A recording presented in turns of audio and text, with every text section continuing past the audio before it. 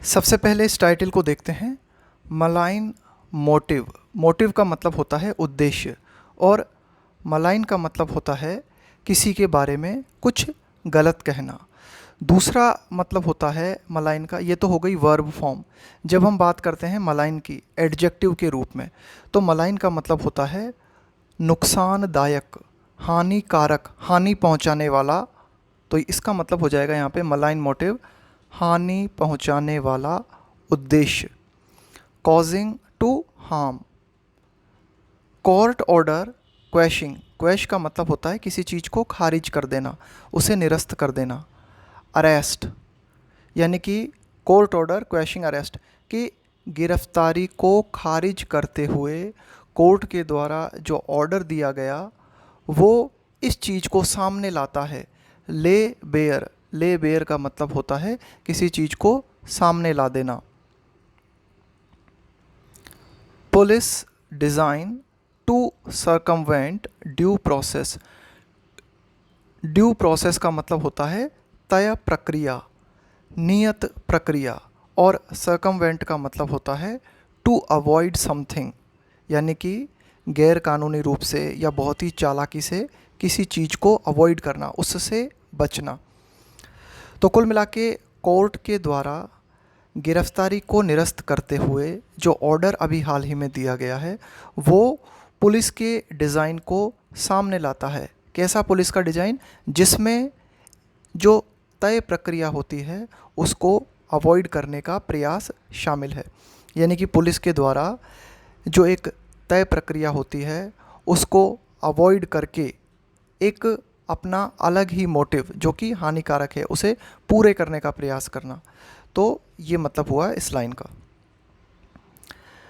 The supreme court of India's order invalidating the arrest and remand of news click founder Prabir Purkayastha. Supreme court का जो order है, जिस order में क्या किया गया है, खारिज कर दिया गया है, इनवैलिड कर दिया गया है। किस चीज़ को? The arrest and remand of news click founder, news click के फाउंडर प्रबीर पुरकायस्थ की गिरफ्तारी और उनकी रिमांड को क्या किया गया है? सुप्रीम कोर्ट के द्वारा निरस्त कर दिया गया है। तो ये जो सुप्रीम कोर्ट का ऑर्डर है is much more than a technical outcome. Outcome का मतलब होता है परिणाम। तो ये जो सुप्रीम कोर्ट का ऑर्डर है ये कुछ ज़्यादा है। सिर्फ आप इसे ऐसा नहीं कह सकते कि ये एक टेक्निकल आउटकम है, ये एक चीज़ों को जब ठीक तरह से देखा गया तो सिर्फ ये उसका परिणाम है। Based on technical, much more than a technical outcome based on the failure of the Delhi police to furnish the grounds का मतलब है यहाँ पे आधार for his arrest in writing। अब देखो टेक्निकली अगर हम बात करें तो सुप्रीम कोर्ट का ये ऑर्डर किस आधार पे आया कि जो दिल्ली पुलिस है वो इस बात में फेल हो गई टू फर्निश। फर्निश का मतलब होता है सबमिट करना, जमा करना, कि दिल्ली पुलिस जो है वो सबमिट नहीं कर पाई उन आधारों को, कि भाई किन आधार पे मिस्टर पुरकायस्थ की जो है गिरफ्तारी हुई। इन आधारों को पुलिस जो है राइटिंग में, लिखित रूप में सबमिट नहीं कर पाई। तो इस तरह से ये सुप्रीम कोर्ट का ऑर्डर जो है आया। It is also an indictment of the clandestine manner. अब ये ऑर्डर जो है ये क्या है? एक इंडाइटमेंट है।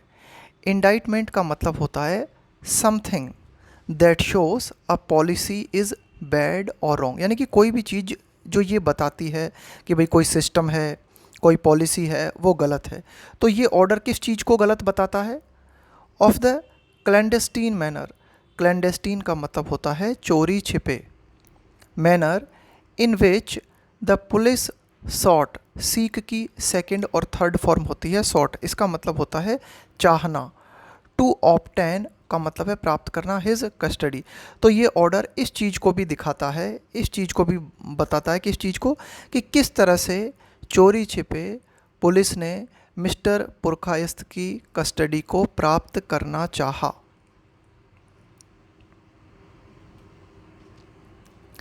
एज इफ़ का मतलब होता है मानो कि।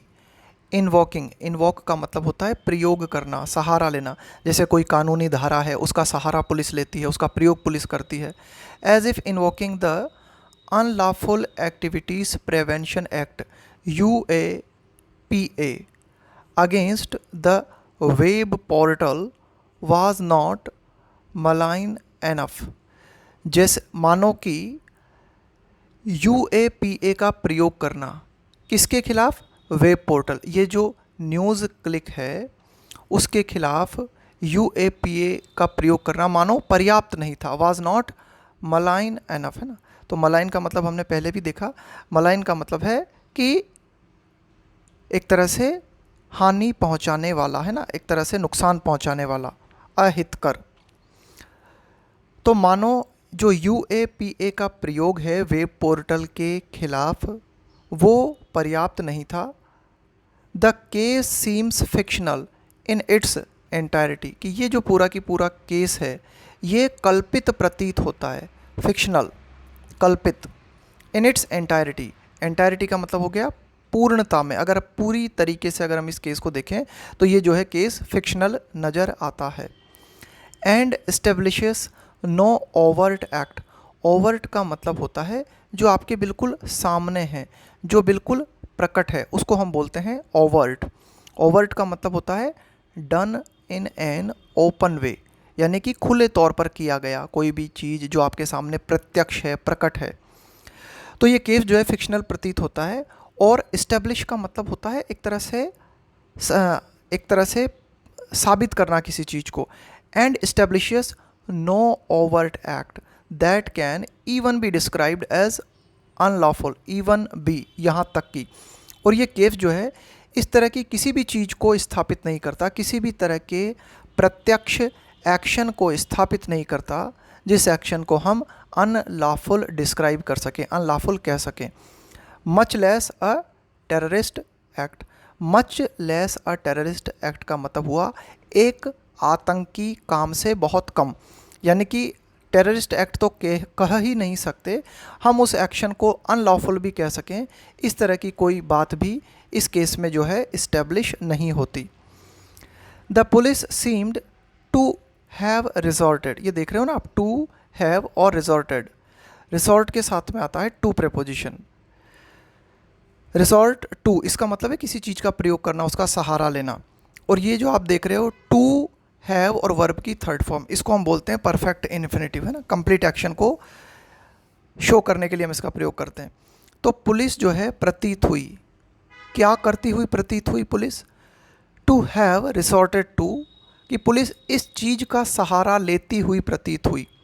वाट द, तो क्या चीज़ थी वो जिसका सहारा पुलिस ने लिया? What the court called a, जिस चीज़ का सहारा पुलिस ने लिया, जिस बात का सहारा पुलिस ने लिया उसे कोर्ट ने क्या कहा? Court called a blatant attempt. देखो, ब्लेटेंट का मतलब होता है खुलेआम, मतलब कोई भी गलत काम है वो अगर खुलेआम और इंटेंशनली किया जाए तो उसके लिए हम बोलते हैं ब्लेटेंट। जैसे मान लो कोई व्यक्ति बिल्कुल सरासर झूठ बोल रहा है, खुले तौर पे बिल्कुल झूठ बोल रहा है, तो उसको हम क्या कहेंगे? ब्लेटेंट लाई। तो ब्लेटेंट का मतलब होता है वेरी ऑब्वियस एंड इंटेंशनल, मतलब किसी भी बुरी बात के लिए, कोई बैड बात है उसके लिए हम इस शब्द का प्रयोग करते हैं। तो कोर्ट ने क्या कहा है पुलिस के एक्शन को?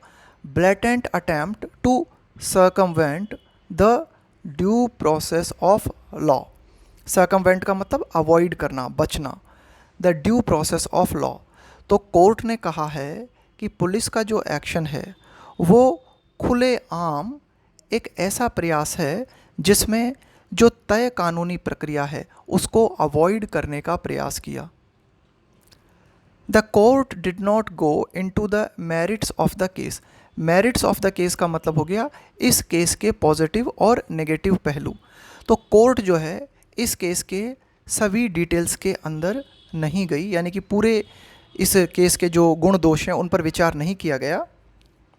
एट दिस स्टेज, यानी कि इस चरण में, इस चरण पर कोर्ट ने जो है इसके सारे पहलुओं को नहीं देखा है। बट सैड एनफ, लेकिन पर्याप्त रूप से कोर्ट ने ये बात कही है जो कि इस चीज़ को वारंट करती है, इस चीज़ को जस्टिफाई करती है। वारंट का मतलब होता है किसी चीज़ को जस्टिफाई करना। एन एडवर्स, एडवर्स का मतलब होता है प्रतिकूल। इन्फेरेंस का मतलब होता है कोई अनुमान, कोई निष्कर्ष आप निकाल लेते हो, अनुमान कोई आप लगा लेते हो। An adverse inference about the absence of bona fides. देखो, बोनाफाइडी का मतलब होता है वास्तविक, नॉट फॉल्स, उसको हम बोलते हैं बोनाफाइडी। लेकिन कोर्ट ने जो बातें कही हैं वो पर्याप्त हैं, वो इस चीज़ को जस्टिफाई करती हैं to warrant an adverse inference. Adverse inference का मतलब हो गया प्रतिकूल निष्कर्ष, एक तरह से गलत अनुमान। About the absence of bona fide, absence का मतलब हो गया कमी होना, अभाव होना, और बोनाफाइडी का मतलब हो गया real.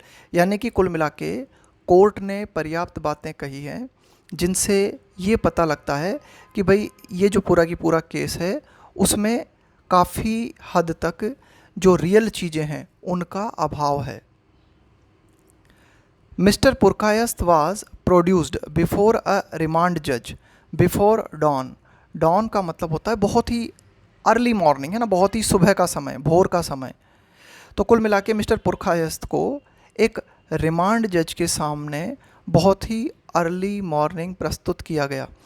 And his police custody obtained at 6 AM, और उनकी, मिस्टर पुरकायस्थ की पुलिस हिरासत को 6 बजे, सुबह के 6 बजे ही प्राप्त कर लिया गया। इवन दो का मतलब होता है यद्यपि, हालांकि।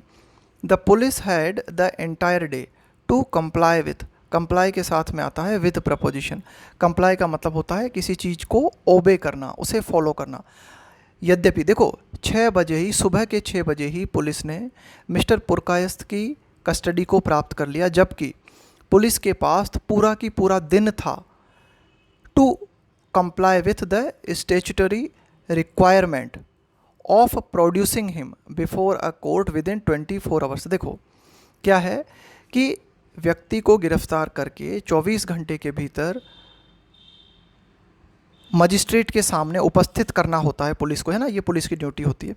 तो यहाँ पे हम ये कहना चाह रहे हैं कि इस केस में पुलिस के पास पूरा टाइम था स्टैट्यूटरी रिक्वायरमेंट, कि भाई जो कानूनी रिक्वायरमेंट है कि किसी व्यक्ति को पुलिस को जो है कोर्ट के सामने प्रोड्यूस करना पड़ता है 24 घंटे के अंदर अंदर। तो पुलिस के पास पर्याप्त टाइम था, मतलब पूरे दिन भर का टाइम था, तो पुलिस आराम से इस काम को कर सकती थी।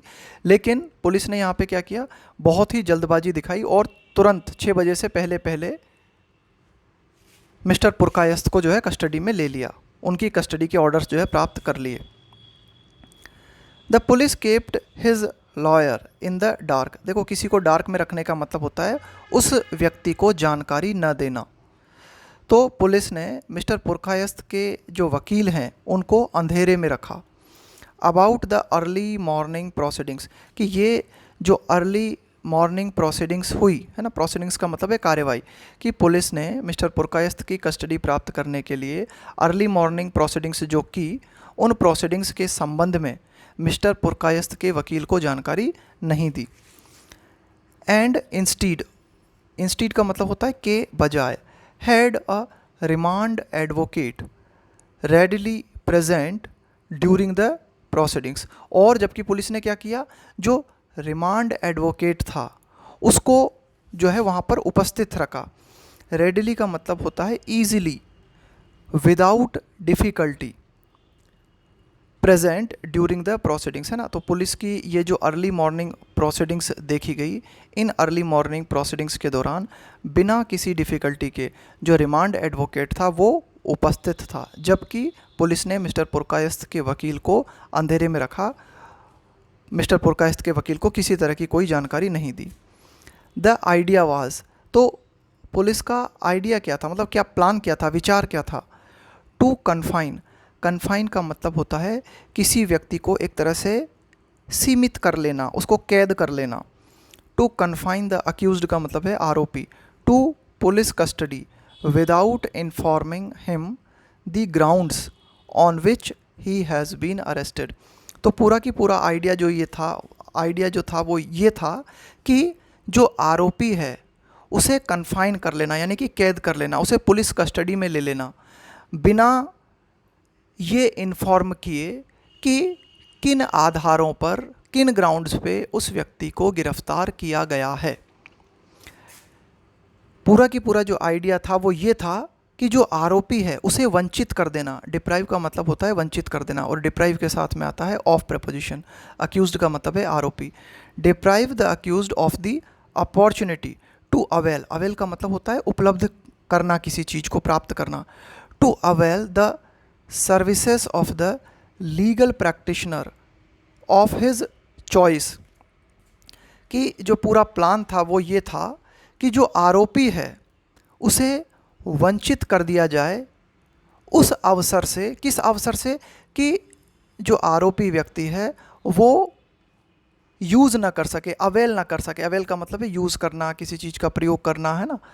To avail the services of the legal practitioner, legal practitioner हो गया यहाँ पे जो कानूनी प्रैक्टिशनर है, जो वकील है, कि मतलब मिस्टर पुरकायस्थ जो हैं वो अपनी चॉइस के वकील की सेवाएं जो हैं उसे न ले सके, है ना। ये पूरा की पूरा प्लान था कि मान लो अगर मिस्टर पुरकायस्थ जो हैं वे अपने वकील की सर्विसेज ले लेते, सो एस टू का मतलब होता है ताकि, oppose the prayer for police custody remand, police custody remand, seek bail. अब देखो, अगर मिस्टर पुरकायस्थ जो है अपने लीगल प्रैक्टिशनर की मदद ले लेते तो उनका लीगल प्रैक्टिस क्या करता? एक तरह से अपोज करने का प्रयास करता। किस चीज़ को? द प्रेयर, यानी कि पुलिस के द्वारा, यहाँ पे प्रेयर से मतलब है रिक्वेस्ट, पुलिस के द्वारा जो रिक्वेस्ट की गई थी पुलिस कस्टडी की, रिमांड की, तो उसका अपोज जो है किया जाता किसके द्वारा? मिस्टर पुरकायस्थ के वकील के द्वारा। सीक बेल, जमानत प्राप्त करने की जो है कोशिश की जाती। And also to mislead the court, है ना। और पुलिस का जो आइडिया था वो यही था कि भाई क्या किया जाए इस तरह से, ये जो पूरा की पूरा हम यहाँ पे देख रहे हैं ना, मिसलीड द कोर्ट, कि कोर्ट को भ्रमित करना, कोर्ट को मिसलीड करना। The judgment is also notable for extending, extend का मतलब होता है विस्तार करना किसी चीज़ का। तो ये जो कोर्ट का जजमेंट आया है ये इसलिए भी उल्लेखनीय है, फॉर एक्सटेंडिंग, कि इस जजमेंट में क्या किया गया है? विस्तार किया गया है। किस चीज़ का? For extending the principle laid down. देखो, ले डाउन का मतलब है कि भाई जो प्रिंसिपल लिखा हुआ है, जो प्रिंसिपल कहा गया है। इन पंकज बंसल 2023, कि पंकज बंसल से संबंधित 2023 का जो मामला था उसमें जिस सिद्धांत को कहा गया है, क्या बात कही गई है इस पंकज बंसल वाले केस में? That those arrested under the prevention of money laundering act, कि वे व्यक्ति जो कि prevention of money laundering act के तहत गिरफ्तार किए जाते हैं, should be given the grounds of their arrest in writing, उन व्यक्तियों को उनकी गिरफ्तारी के कारण लिखित में दिए जाने चाहिए। ग्राउंड्स का मतलब हो गया कारण, हो गया आधार, हो गया। तो the judgment is also notable for extending to the UAPA। तो इस जजमेंट में क्या किया गया है कि पंकज बंसल से संबंधित जो सिद्धांत था उसे UAPA में भी एक्सटेंड कर दिया गया है, यानी कि UAPA के तहत भी अब आपको क्या करना पड़ेगा कि व्यक्ति की गिरफ्तारी के जो कारण हैं उन्हें लिखित में बताना होगा। इनफैक्ट, वास्तव में इंटरप्रेटिंग, इंटरप्रेट का मतलब होता है किसी चीज़ को एक्सप्लेन करना, उसकी व्याख्या करना। The relevant constitutional provision, relevant constitutional provisions का मतलब हो गया संबंधित संवैधानिक प्रावधान। तो कुल मिला के इस केस से संबंधित संवैधानिक प्रावधानों की व्याख्या करते हुए कोर्ट ये कहता है, the court says this may be required as a matter of course, कि व्यक्ति को उसकी गिरफ्तारी का कारण बताना जो है उसको ज़रूरी है ना, वो रिक्वायर्ड है as a matter of course. Matter of course का मतलब हुआ कि भाई एक प्रक्रिया को फॉलो करते हुए ये ज़रूरी है कि उस व्यक्ति को उसकी गिरफ्तारी का कारण बताया जाए। एंड विदाउट एनी एक्सेप्शन, और इसमें किसी तरह का कोई एक्सेप्शन नहीं है, कोई अपवाद नहीं है। For the arrest of any person under the UAPA और एनी अदर ऑफेंसेस, ऑफेंस का मतलब हो गया कोई क्राइम या कोई अपराध, कि किसी भी तरह का कोई अपराध है या फिर कोई अपराध UAPA के तहत किया जाता है, तो इन अपराधों के तहत अगर व्यक्ति को अरेस्ट किया जाता है तो उसका कारण व्यक्ति को बताया जाए।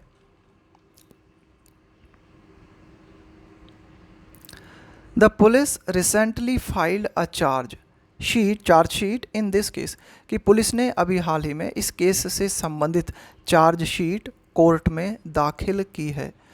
Which makes the outlandish claim, अब ये जो चार्ज शीट है जो पुलिस ने दाखिल की है, इसमें क्या किया गया है, इस चार्ज शीट में बहुत ही आउटलैंडिश दावा किया गया है। आउटलैंडिश का मतलब होता है बहुत ही ज़्यादा स्ट्रेंज, बहुत ही ज़्यादा अनयूजुअल, यानी कि बहुत ही ज़्यादा अस्वाभाविक। तो बहुत ही ज़्यादा स्ट्रेंज दावा पुलिस ने इस चार्जशीट में किया है, that mister Purkayastha was funded by the Chinese government, कि मिस्टर पुरकायस्त जो हैं उनको चाइनीज़ गवर्नमेंट के द्वारा फंड प्राप्त हुआ, and that he and American millionaire Neville Roy Singham were involve in an alleged का मतलब होता है कथित, कॉन्स्पिरेसी का मतलब हो गया षड्यंत्र, to replace Indian democracy with a party state system as in China. और ये दावा भी चार्जशीट में किया गया है कि मिस्टर पुरकायस्त और American millionaire Neville Roy Singham जो थे वो कथित तौर पे एक षड्यंत्र में शामिल थे, यानी कि ये दोनों जो है क्या कर रहे थे, क्या प्रयास इनके द्वारा किया जा रहा था कि जो भारतीय लोकतांत्रिक व्यवस्था है उसे रिप्लेस करते हुए चाइना का जो पार्टी स्टेट सिस्टम है उसे भारत में लाया जाए। It speaks of their support to fomenting rights, तो ये जो बातें हैं पुलिस ने अपनी जो चार्जशीट में कही हैं, ये बातें इस चीज़ को कहती हैं, किस चीज़ को कहती हैं, कि ये व्यक्ति जो है ना, खास करके मिस्टर पुरकायस्त जो है वो सपोर्ट कर रहे थे किस चीज़ को, फॉर्मेंटिंग राइट्स। देखो फॉर्मेंट का मतलब होता है भड़काना, राइट्स का मतलब हो गया दंगे, and protest in India and even funding terrorist. तो कुल मिला के पुलिस ने अपनी चार्जशीट में ये जो बातें कही हैं, ये बातें है ना इस चीज़ को प्रकट करती हैं कि भाई ये जो है खास करके मिस्टर पुरकायस्त जो है वो क्या कर रहे थे, एक तरह से दंगे भड़काने का प्रयास कर रहे थे, विरोध भड़काने का प्रयास कर रहे थे भारत में, और यहाँ तक कि जो है एक तरह से टेररिस्ट है ना, कि भाई आतंकवादी को जो है फंड करने का, पैसा उनको उपलब्ध कराने का भी प्रयास कर रहे थे। गिवन द ग्रेव, ग्रेव का मतलब होता है बहुत ही गंभीर, even if far fetched, even if का मतलब है यहाँ तक कि या बहुत ही दूर होना किसी चीज़ का, इवन इफ़ है ना भले ही, फार फेच्ड का मतलब होता है नॉट ईजी टू बिलीव, बहुत ही ज़्यादा अस्वाभाविक, नेचर ऑफ द अलिगेशंस, यानी कि गिवन का मतलब है देखते हुए, कि भाई गंभीर, कि जो अलिगेशंस है, जो आरोप हैं वो बहुत ही गंभीर हैं। हालांकि ये जो आरोप है ना, इवन इफ़, हालांकि ये जो आरोप हैं बहुत ही ज़्यादा अस्वाभाविक नज़र आते हैं, है ना, नॉट ईजी टू बिलीव, कि भाई बहुत ही ज़्यादा अस्वाभाविक नज़र आते हैं, लेकिन जो आरोपों की जो प्रकृति है वो बहुत ही गंभीर है अगेंस्ट हिम, यानी कि मिस्टर पुरकायस्त के खिलाफ जो आरोप हैं, जो एलिगेशंस हैं वो बहुत ही गंभीर हैं। तो इन आरोपों को देखते हुए regular bail would have been difficult to come by, come by का मतलब होता है प्राप्त करना। तो इन गंभीर कथित आरोपों को देखते हुए रेगुलर बेल प्राप्त होना मिस्टर पुरकायस्त के लिए बहुत ही डिफ़िकल्ट रही होती, यानी कि उन्हें अगर कोर्ट के द्वारा ये जो है इंटरवीन नहीं किया जाता, कोर्ट की अगर दखलंदाजी इस तरह से नहीं होती, तो उनको रेगुलर बेल मिलना जो है ना वो बहुत ही डिफ़िकल्ट रहा होता। देयरफॉर, तो इस तरह से हम ये कह सकते हैं, इट इज़ सैल्यूटरी, सैल्यूटरी का मतलब होता है एक तरह से बेनिफिशियल, एक तरह से लाभदायक, उसको हम बोलते हैं सैल्यूटरी, बेनिफिशियल है ना, helpful, that the court has treated the level of adherence, adhere के साथ में आता है टू प्रेपोजिशन, एडेयर का मतलब होता है फॉलो करना, किसी चीज़ का पालन करना, adherence to procedure as sacrosanct, sacrosanct का मतलब है बहुत ही ज़्यादा पवित्र, अटल कोई चीज़ है ना। सैक्रोसैंक्ट का मतलब है कि भाई इसका उल्लंघन नहीं किया जा सकता। यानी कि अगर आप किसी चीज़ को सैक्रोसैंक्ट मानते हो तो इसका मतलब है आप उस चीज़ को बहुत ही ज़्यादा स्पेशल मानते हो।